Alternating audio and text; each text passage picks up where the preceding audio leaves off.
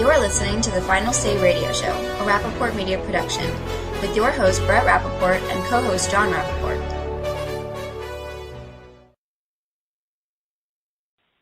Without further ado, I want to bring in Dan Kish. Dan is the Senior Vice President with the Policy Institute for Energy Research, and he's a friend of the program, and we always welcome his commentary and all of his thoughts as he discusses not just energy, but Dan is a very knowledgeable fellow and could discuss just about any other issue as well. But Dan, welcome back to the Final Say Radio Show. It's always a pleasure to have you on. Thanks, Brett. Great to be with you. Well, Dan, I always and you know when we have these discussions, we always tend to talk about security, national security, and things of that nature, because I think we both agree that good energy policy and of course energy is something that every country needs, and there's certainly wars or conflicts fought over energy, and it does play a major role economically, politically, and militarily. And so of course we discuss numerous issues, whether it be securing the grid,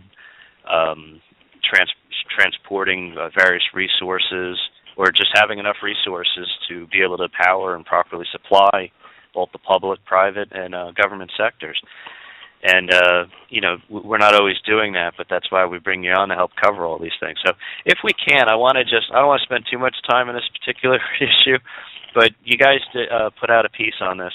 So it's definitely worth mentioning, and I'll tell you why I think so after you comment on it. But you have a piece called "Why China and India's Leaders Won't Be Attending the UN Climate Summit." It's actually put out today, and I can completely understand why. And in fact, if I were them, I would be doing the same thing. But I'll let you tell us why. Sure. It's pretty simple. Energy is absolutely essential to people lifting themselves out of the grip of poverty and of moving economies forward and the like. Without the Industrial Revolution that we all look to as the big change in our history, was actually an energy revolution. Make no mistake about it. And since then, we've attained more people living on Earth than we ever would have dreamed possible, because thousands of years of previous experience prior to the energy revolution showed us that the Earth's carrying capacity was only so much when we just lived off what we could daily get. The Chinese and the Indians are in no way going to take steps that require them to tell their people that they can't have electricity, that they can't expect a better life, that they can't have the kind of economic growth that they need to get their people out of poverty and move them forward. And but it's not just them. I mean, it's Australia. It's country after country increasingly are beginning to turn their back on this, despite all the machinations and all the press fool-rah about what's going on in New York and all the like. Energy is at the base of everything we hold dear in the world, and honestly, what it also says is they don't believe all the hype that is associated with the whole climate change movement, religion, if you will. Well, that's where I would actually start from.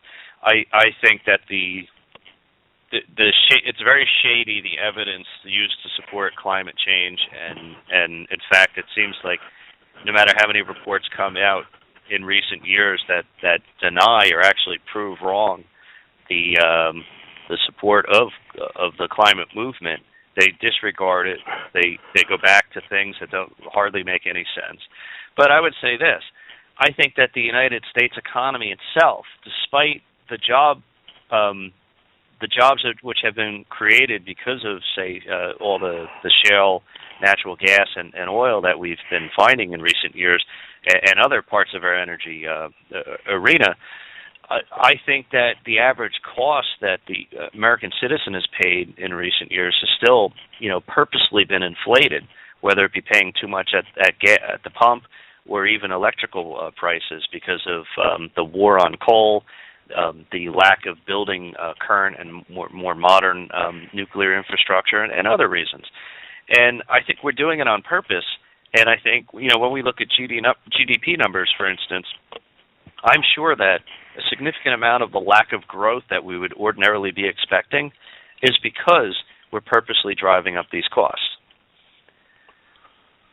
So, Dan, one last thing. It's interesting to me that, we're supposed to be the biggest democracy. We're the ones who created the democracy and the idea, yet we're holding ourselves back. And it's China, the communist country, and of course India is a democracy, but they've got their own issues, right? But they're willing to say, hey, we're doing what's in our best interest and in the interest of our people. But the leaders in the United States are saying, nah, we're just going to make your lives more expensive for you in the name of something that is an ideology, really. Yeah, I agree with you, Brett. I mean, it's sort of more than that, though. When all the smart people, the so-called smart people, when all the elite, the people that sort of make their living telling us how it's going to be, come to one conclusion on these things, it ought to make us very nervous. Because, I mean, ultimately what they're really talking about is a situation in which they can sort of impose a carbon fee, a carbon tax. I mean, most of our energy comes from carbon, and that's because it's the most efficient, least costly form of energy, and it supplies 85+% of the energy that's consumed, and in some countries it's even more.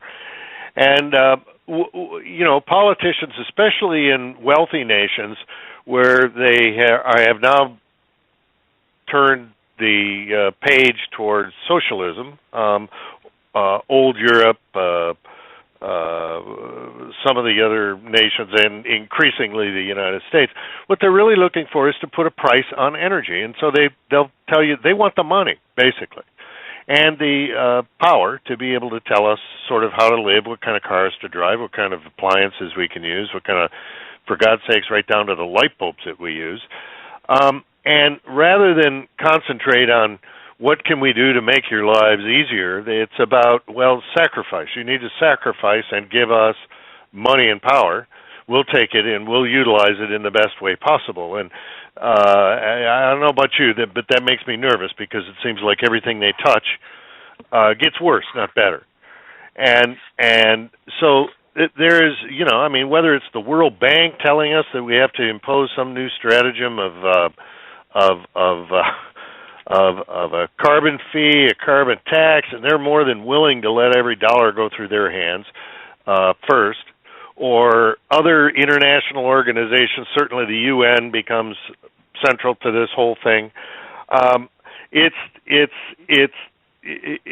their chance to grab onto something, and you're right. I mean, when the evidence doesn't show that their predictions are coming true, they simply push on and redouble their efforts and get a bunch of college students and malcontents to meet in New York on a nice day in late September to show that they care while they throw trash all over the streets and head back to the airport.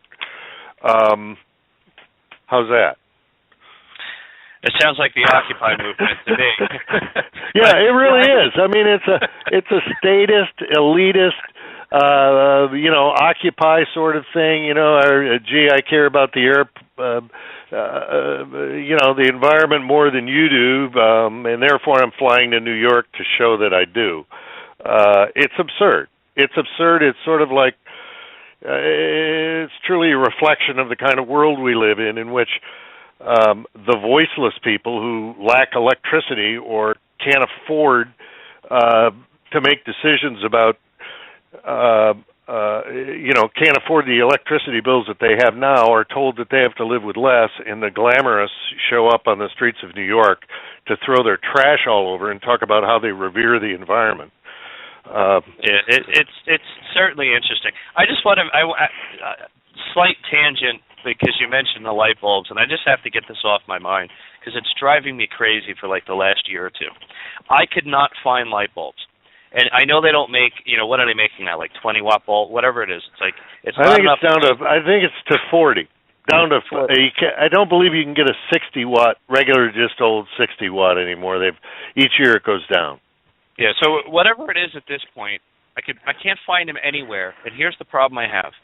I've sort of given in, and I've tried different types of bulbs, and some of them are extremely expensive. And then I buy one and I try to put it in, I realize it doesn't fit, and so I've experimented with different coloring and types of the compact fluorescent. So I'm okay with a few things like that. But now I keep having lights that go out, and I keep buying these bulbs that say they're supposed to last for X amount of years or X amount of hours, and they're not. I mean, I'm telling you, if they last a third of what they tell you, I'm giving them the benefit of the doubt. So I go to put in a CFL and two lights, and they don't fit. I can't put the glass globes back on them. So now I have to find, a stubby CFL. But I'm just saying, I didn't have these issues. And when I used to buy 75 or 100 watt or 125 watt bulbs, I used to get like a whole mess of them in a box for just a couple dollars. They lasted plenty of time. I never had these issues, and my kids weren't constantly hounding me, Dad, when are you going to put the light into my fixture? And I'm trying to explain to them, this is the American government we have today. It's not my problem. Go call Barack Obama. I can't deal with this. I'm right there with you, Brett. I feel like if I go to Lowe's or Home Depot or something nowadays, I feel like I should be carrying an iPad or something so I can figure all this nonsense out. I'm looking for things that can be dimmed. I even bought my first LED light bulb, which, by the way, isn't bad, except that, I think it was $12 or something. And but you're right. It may not fit the light bulb. It may not fit the socket. It may not fit the this. You've got to figure out, well, is this going to be on a dimming circuit or not? Because I've got a lot of dimmers. I try to reduce my use where possible and where it's aesthetically pleasing and all the rest. But when I get into that line at the lighting store anymore, I feel like I've got to have a PhD in electrical engineering or something in order to figure out what kind of light bulb to use. And it used to be pretty easy. 40 watt, 75 watt, 100 watt, three-way bulb, that was all you had to worry about. And every one fit into the socket, and not anymore. And I really feel for people because I'm pretty handy. I don't know I frankly don't know what people who aren't that familiar with things. I think we're going to have house fires and everything else because people are putting the wrong things in the wrong sockets, but I'm sure Congress will come along and pass another law to fix it all. Does that make you feel better? Yeah, I'm sure. And by the way, I've actually built homes and restaurants in my lifetime. I mean, I'm pretty handy myself. And I've wired commercial stuff and residential. I've done plenty of this stuff. Right. And it's still a nightmare for me. And, and I'm like, so that's the point. How smart you are. That's the point. It's not intuitive. It's not as though, there's a guy that can't screw in a light bulb. The fact of the matter is sometimes a light bulb doesn't screw in. It's turned things into a mess, and I believe like you, I have some skills, to be able to wire things and all the rest, and it still doesn't help. It's just, pardon my French, it's a damn mess. Well, I guess the new joke is going to be how many men and women does it take to plug in a light bulb? And it's going to be 535 plus a president to sign the bill to change the mess that we're in now. That's right. Well, if all goes according to plan, we won't have to worry about this in the future anyway, because we won't be able to afford the electricity that they're offering us to charge the bulbs anyway, to run the bulbs anyway. So, you see, it all comes full circle. Absolutely. So, Dan, in all seriousness, and we can talk light bulbs all day long, but I want to, if we can, turn our focus to the Middle East and what's going on there. And here's the question. I want to try to state this as quickly as I can, but I think that if the United States set up a policy to drive down energy costs, in other words, maybe liquefied natural gas, maybe converting cars here to using natural gas or other means, to try to to drive down the price of oil, I think that we would stop three things in my mind, amongst others, but three key things in my mind. One is you would stop the flow of money to terrorists because you would also be cutting the flow of money and financial resources to the Arab states that sponsor terrorism or sponsor things that are contradicting American foreign policy. And also right now, with the threat we see rising from Russia, we would drastically, significantly harm their economy and their ability to continue to fund the growth in their military apparatus. If we simply took oil back down to, say, 60, 50, I would love 20. I know people making money off oil wouldn't, but I think for the time being, that's a strategy we need to focus on. And I know it's a tough thing for you to cover, but no. Listen, let's. I totally agree with you. When you look around the world and you see the bad guys benefit from high oil prices, then it makes sense for us to do something about that. And unfortunately, for decades now, it's not been the U.S. policy, government-wise, to do that. Luckily, Brett, the fact of the matter is the U.S. is already, because of the private sector, and only the private sector, not the government, where production has gone down. The production of oil in the United States over the last 4 years has gone up so dramatically that it has displaced the oil that we've lost from Libya, Iraq, all of the trouble areas in the world where production has gone down and where it used to make prices skyrocket here. The United States has actually increased our production by more than enough barrels to offset those disruptions. So right now we are already receiving the benefits of more U.S. production, even though that oil doesn't hit the world market. It affects the world market, and the best thing that we could do is continue to increase that production of oil, which would mean, if the government would get out of the way, allowing us to produce off our shores in places like Alaska, stop trying to kill hydraulic fracturing, which is not about hydraulic fracturing; it's about producing oil. Period. And the sorts of things that you're talking about with natural gas, loosening up, getting Harry Reid to stopping nuclear power by stopping the ability to put its waste somewhere permanently, as is the law, and using our coal resources. All of those things would benefit the United States greatly, would mean a huge boom in the economy, and but then it would solve the problems, and the government wouldn't be able to use this to throttle us into the kind of behavior that they want, which is less energy, not more. But yeah, this makes total sense. The link is permanent. Well, let me ask you, in my mind, just as a businessman, when I look at how you grow your business, I think that energy costs have had a huge negative on growth in employment and growth in profits. And I think if you were able to show American businesses that, hey, if you're a FedEx or UPS or you do a lot of shipping or you have, crews that are always driving and you're consuming lots of gas, if we can get that back down to $2, we're going to save you thousands of dollars per year per employee, and that's going to be a significant cut for you. And therefore, you may be able to hire more people or invest in more infrastructure or buy new vehicles that maybe even are cut back on gas. There's so many things that could happen here, but it all adds to growth and positive types of growth. And I just don't understand why, really, it's not even hardly a conversation in Washington right now. From Congress or the White House. No, you're absolutely right. I find it stunning. This is not rocket science. They try to make it rocket science.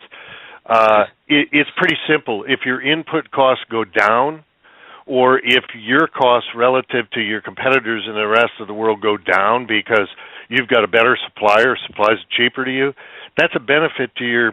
You may be able to pay your employees more.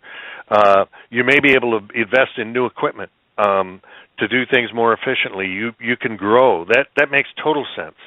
The degree to which you're paying artificially high prices because of government policy is the degree to which it's restricting your economic growth, and you can actually see it in the growth rates of the advanced economies right now.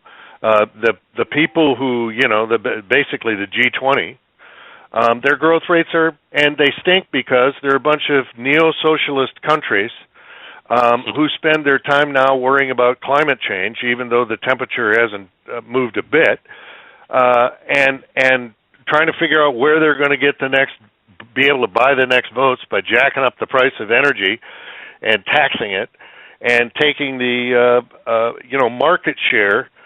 They want to increase the market share of government and their power and governance at the expense of individuals and our ability to grow the private sector, which has always led the way in any kind of economy that means anything. So, yeah, you're right on. You're right on. Yeah, and then, we usually agree on just about all these issues. But Dan, last question. You guys work on so many things. What is the most important item right now that is a focus that we need to look at right now, or could possibly have an impact on the midterm elections, or just be an overall positive for the energy sector and for the United States economy? Yeah.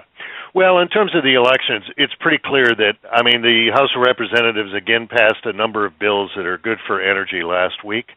They will go nowhere in the Senate.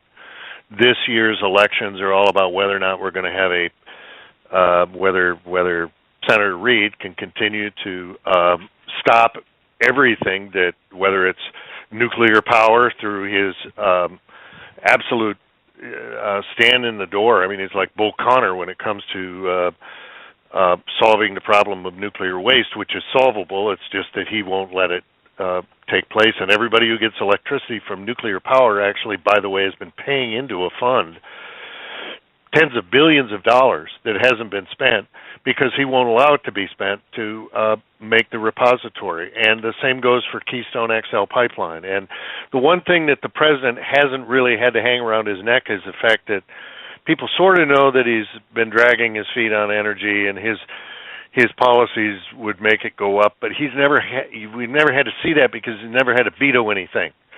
And if that could change so that he would have to stand up and be counted on this, it would make a huge difference. And then, of course, there's the regulatory environment that's going on.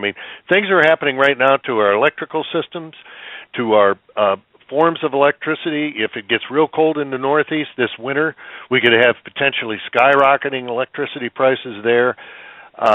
These things will get no focus so long as nobody gets to debate them, and that's been the case as a consequence of that. So they are moving full speed in the back rooms here in Washington to impose the type of system that they'd like on us under all the guise of all kinds of things, but ultimately it's all about carbon dioxide, and it's just street theater. Meanwhile, the world is a increasingly dangerous place, and while they can get 140 nations together to talk about how Americans ought to be taxed more on their energy, they can't seem to get 140 nations together to come together to even 40 nations together to come against people who want to chop our heads off.